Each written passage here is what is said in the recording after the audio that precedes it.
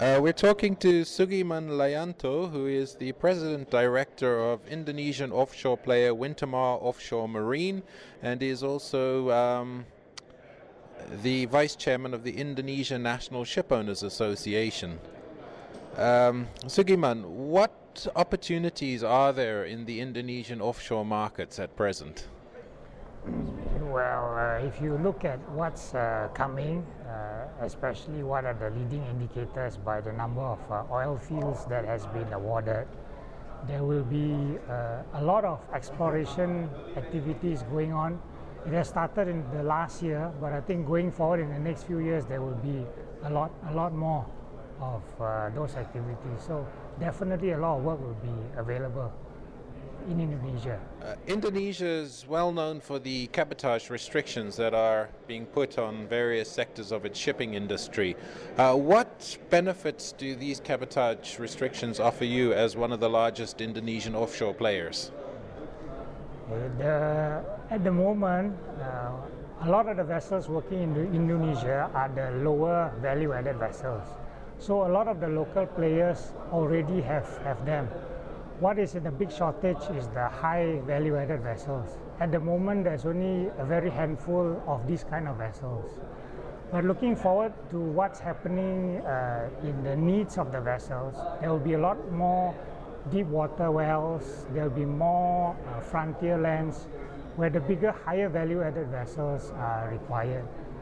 So basically, it's like we see this as a very good opportunity for us as a local player to be capitalizing on this and getting more on this kind of vessels to work rather than with what we have existing. I mean, mostly of our fleet now are lower value-added vessels. So we hope to basically shift, maybe get rid of half of what we have, the low value-added ones, and add on more the higher value-added ones to come into the market. The cost of these higher value-added vessels are quite high, right? And also the software, the people who is going to be driving, managing these boats also need to be of a certain quality. Of course, depending on what kind of vessels and areas, we may not have the expertise there. Definitely our first choice option is actually to get a partner to come in with us with that expertise, with that vessel, so that we can have a bigger pie. So the work is there, but I think finding the right people, the right partners to take on that job is important. What advice would you give foreign offshore players who are looking to tap the Indonesian market? Well, first of all, they need to find a local partner, because by cabotage rules, the vessel need to be majority owned by Indonesians. So 51% needs to be owned by Indonesians. And because of the complexity of working in offshore, like basically getting pre-qualified for tenders, you need a player who's already in the market, who's already there, who has all the permits, who has all the regulations, who probably also have all the systems.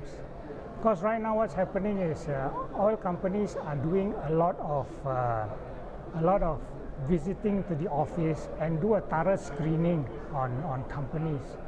So if a foreign player is to look for a partner, you have to look for somebody who's already in the business, in the offshore business, not only shipping but in the offshore business. Because I mean, you are all on the water ships, but being in the offshore business is a very different compared to if you're working in containers or the other sectors. So I think it's more important you need to have somebody who's already there, who's already has the permits, who's already have the knowledge, and of course with some capital to be paying up for the vessels.